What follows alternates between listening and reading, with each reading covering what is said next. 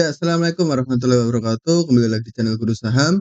Di video kesempatan kali ini kita akan coba membahas tentang liquidity lagi teman-teman. Lebih tepatnya di trendline liquidity. Ini lebih gampang teman-teman daripada kita coba cari di tipe-tipe yang lain ya teman-teman. Nanti juga kita akan bahas tipe-tipe liquidity yang lain juga gitu. Tapi yang pertama kita akan coba bahas tentang trendline liquidity itu sendiri. Pada yang di video sebelumnya kita sudah membahas tentang apa itu liquidity ya teman-teman ya.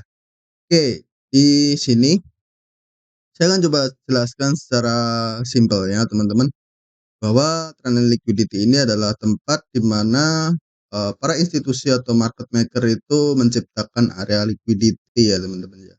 Di liquidity yang terbentuk di sini adalah tempat-tempat di mana area-area yang sangat liquid untuk posisi entry ya. Misal trendline liquidity di sini ya. Sini kan terjadi liquidity area, membentuk area liquidity, otomatis di area sepanjang trendline ini kalau kita tarik ya seperti ini. Sepanjang garis trendline ini akan banyak munculnya para trader-trader untuk open posisi sell ya teman-teman ya. Begitu juga sebaliknya untuk yang di bawah ini juga area support trendline.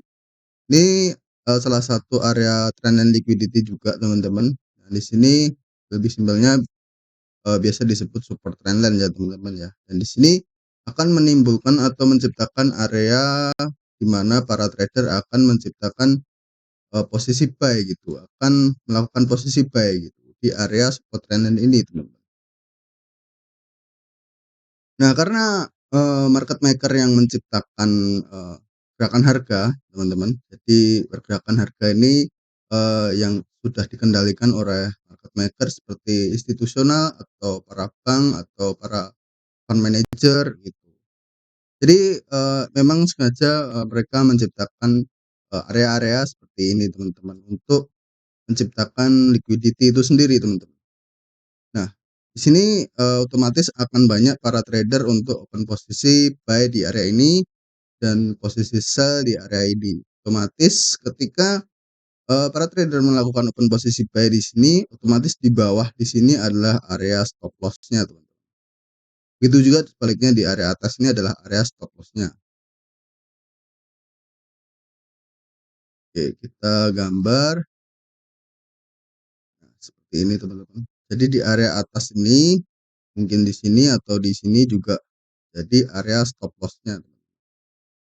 Pasti teman-teman nggak asing ya, karena mungkin nggak sedikit juga dari teman-teman ketika open buy menyentuh stop loss lalu harga berbalik arah gitu. Itu memang sewajarnya seperti itu ketika harga swap liquidity teman-teman atau mencapai area liquidity-nya teman-teman.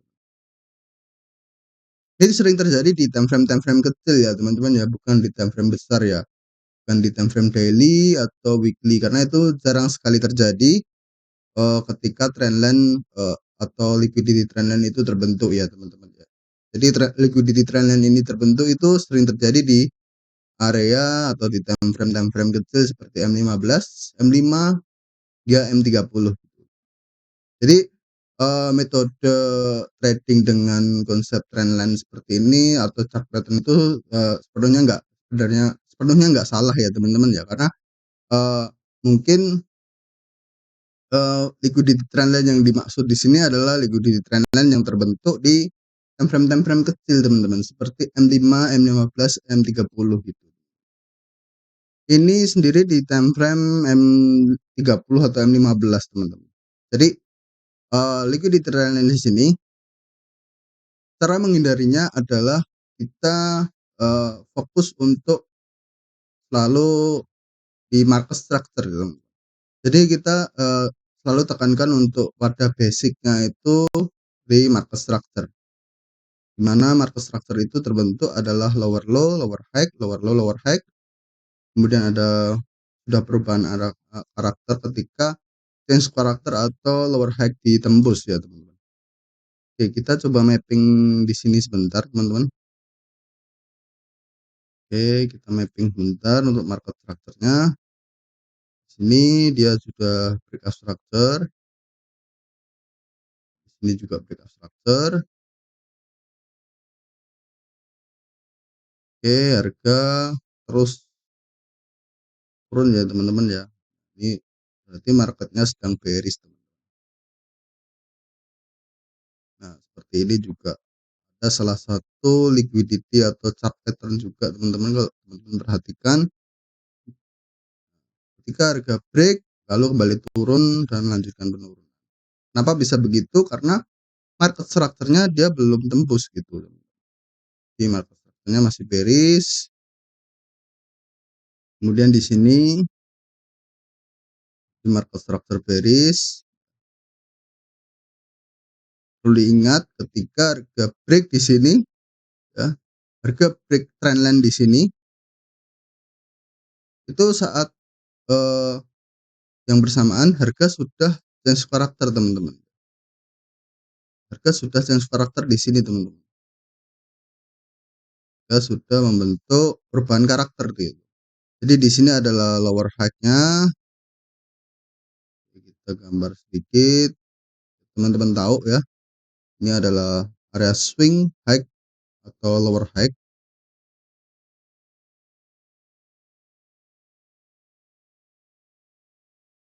Ini juga lower high, lower high. Jadi kalau marketnya bearish itu lower high, lower low ya teman-teman ya. Di low itu yang swing low-nya,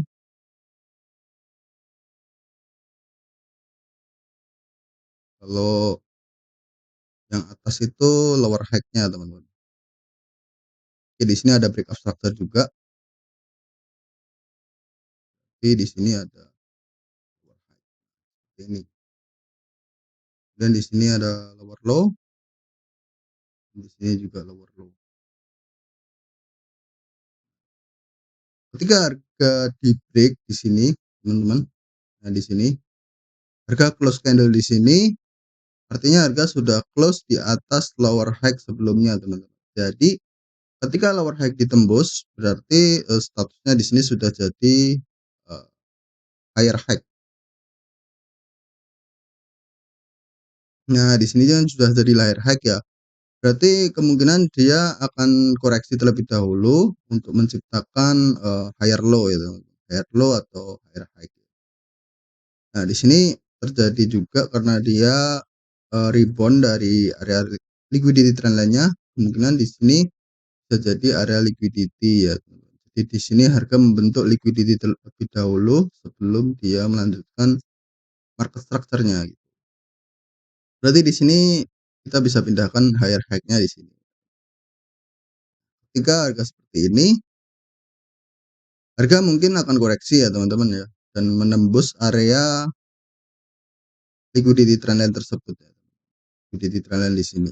Jadi ketika para trader atau retail trader itu open posisi buy di sini, akan membuat posisi buy di sini dengan stop loss di sini di bawah support trendline, mungkin dengan TP di atas higher high, otomatis harga akan tersentuh stop loss. Atau yang trader seller atau posisi sell, karena sudah break di sini, otomatis dia sudah terkonfirmasi untuk sell ya. Kemungkinan trader itu akan menunggu ketika dia retest masuk di area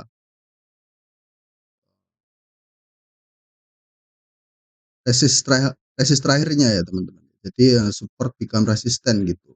Jadi di sini area support sudah tertembus ya. Kemudian harga akan kembali retest masuk ke area ini. Para trader akan ambil posisi sell di area ini teman-teman, dengan stop loss di atas resisten. Otomatis di sini harga juga akan tersentuh stop loss juga. Nah, kenapa bisa begitu? Ya karena kalau kita tidak berpatokan sama market structure, kita akan bingung sendiri gitu. Padahal di sini market structure-nya dia sudah menunjukkan arah untuk bullish. Ini sudah change karakter. Sini harga sudah break dari lower high, menciptakan higher high. Berarti kalau dia retest, dia itu cuma atau maksud saya kalau dia turun, dia cuma untuk ambil order block gitu atau retest gitu. Kita bisa coba lihat di mana area candle bearish terakhir sebelum dia change karakter, atau area-area di mana di bawah liquidity ini, teman-teman. Tuh.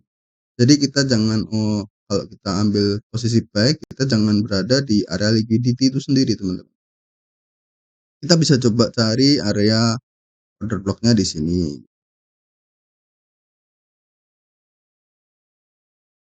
Terus lagi di sini juga ada area fair value gap yang sudah terisi 50%.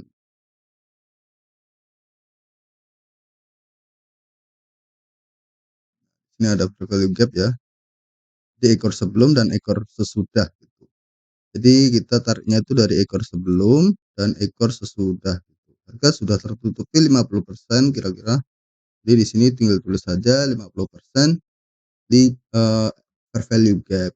Fair value gap itu cukup simpel, teman-teman. Jadi imbalance area lah gitu istilahnya. Jadi kecenderungan harga untuk ambil area keseimbangan gitu. Jadi kecenderungan harga itu selalu ambil area keseimbangan sebelum melanjutkan tren yang sudah terjadi gitu.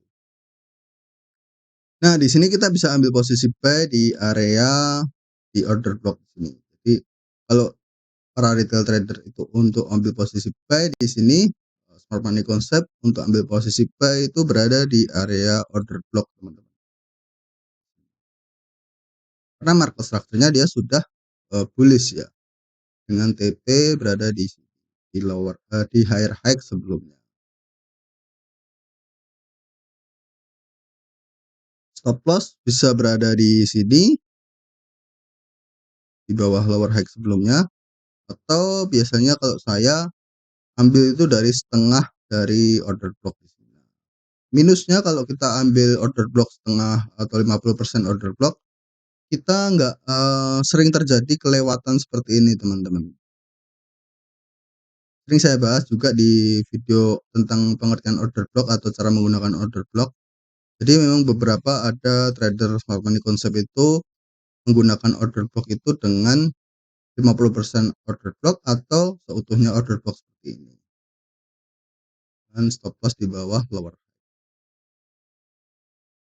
Oke, ini salah satu contoh untuk trendline liquidity yang berada di sini ya, teman-teman. Kita coba cari lagi trendline liquidity yang terjadi di market. Oke, di sini juga terjadi trendline liquidity kalau teman-teman perhatikan. Banyak sekali ya ada trendline liquidity di sini. Teman-teman perhatikan di sini akan membawa seperti bullish pennant ya di sini.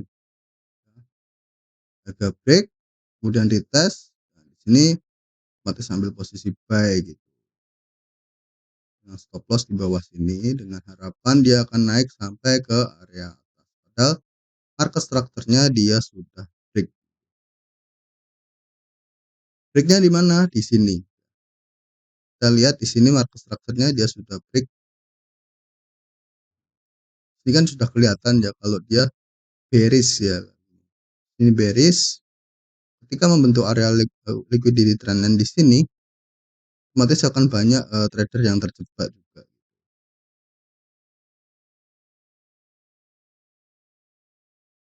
Nih, liquidity ini saya sering tulis dengan logo dolar seperti ini ya, logo uang.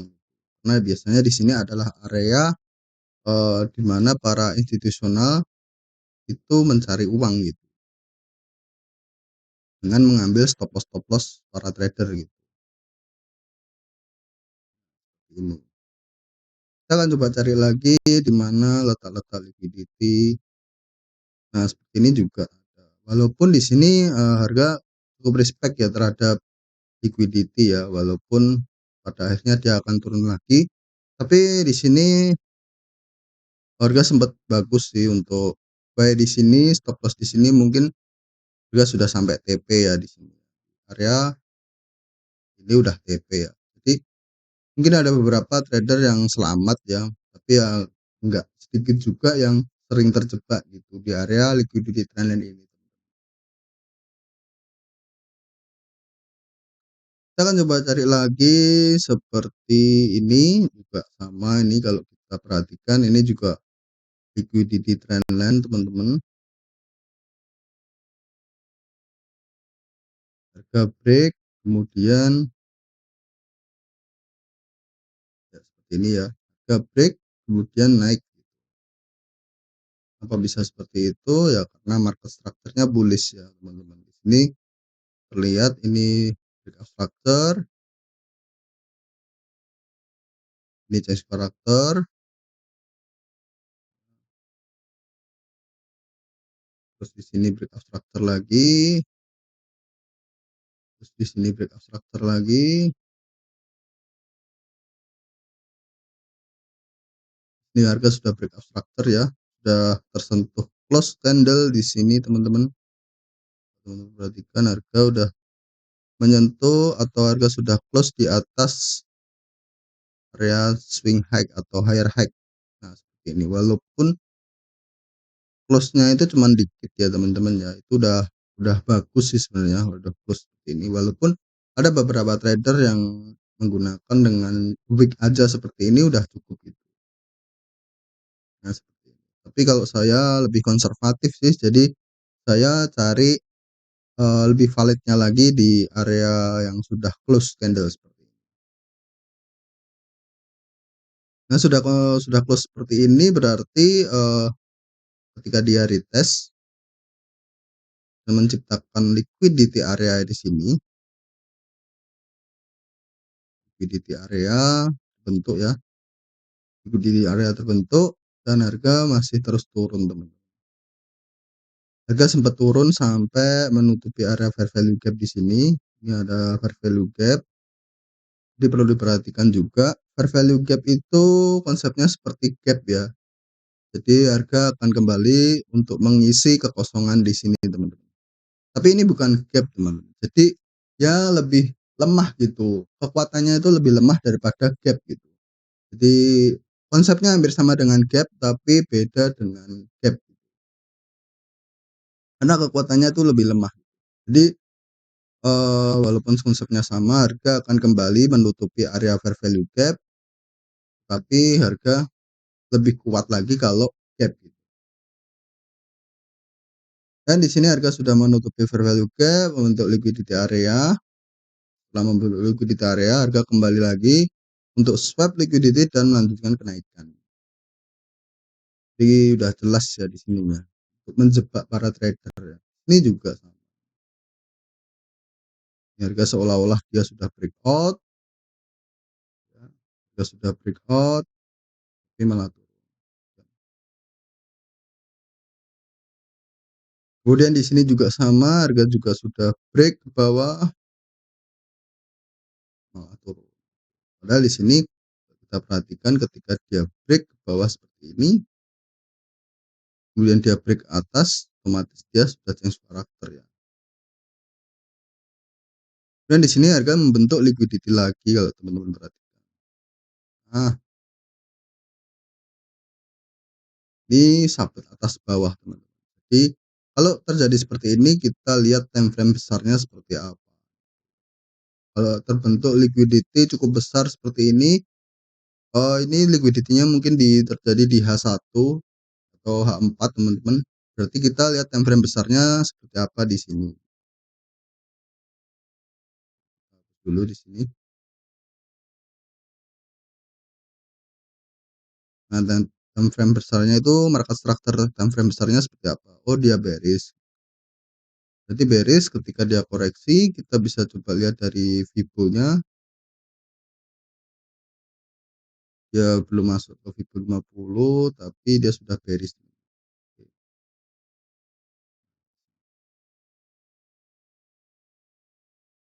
Ketika di sini harga menyebut area liquidity, dia akan kembali ke area order block. Di sini ada area order block juga.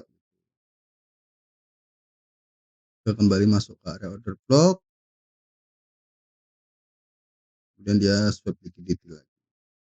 Jadi ketika dia swap liquidity masuk ke area order block di sini, harga melanjutkan penurunan.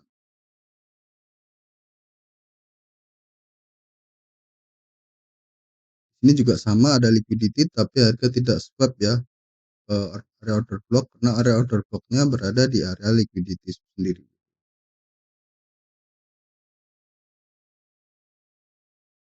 Banyak area liquidity di time frame rendah ya teman-teman ya. Ini kalau nggak salah sih time frame M30 ya teman-teman, M30. Time frame kecil seperti M5 lebih banyak lagi gitu teman.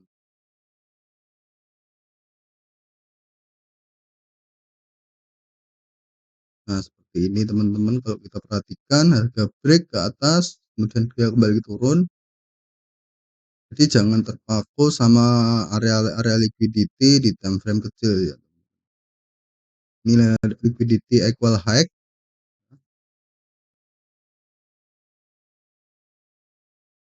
equal high ya.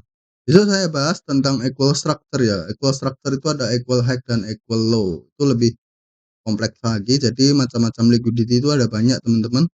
Ada swing point atau yang biasa disebut inducement, ada equal structure, ada yang biasa jadi disebut double bottom atau double top. Itu ya teman-teman ya. Terus ada lagi liquidity trendline gitu. Ini banyak kalau di time frame kecil seperti M5, M30, M15 itu banyak teman. Ini ada equal high juga di sini.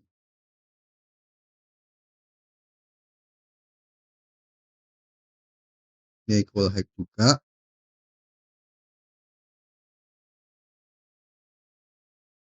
Ini perlu diperhatikan ya teman-teman ya. Ini juga ada inducement juga teman-teman kalau kita perhatikan. Ini ada inducement. Harga belum valid break area ini. Ya. Harga belum valid break berarti dia menciptakan high ini bukan swing point ya, bukan area swing high. Jadi di sini ada di area inducement. Harga naik, dia ambil area order block. Ya mungkin cukup sekian dari video kita kali ini. Semoga bermanfaat dengan video kali ini tentang membahas liquidity trendline ya teman-teman. Besok di video selanjutnya kita akan membahas tentang equal structure teman-teman. Kemudian yang terakhir mungkin di seri liquidity ini kita akan membahas tentang inducement juga. Itu untuk yang terakhir. Berarti besok kita akan bahas tentang yang equal high dan equal low. Oke, cukup sekian dari teman-teman ya, teman. Terima kasih yang udah menonton. Semoga bermanfaat dari video kali ini. Yang udah profit pertahankan, yang masih lost terus belajar. Oke, saya ikuti terus analisasinya forex di video-video selanjutnya. Jadi jangan lupa subscribe agar tidak ketinggalan update video-video berikutnya. Yang punya pendapat lain bisa tulis di kolom komentar. Jangan lupa like, share, dan subscribe. Oke, wassalamualaikum warahmatullahi wabarakatuh.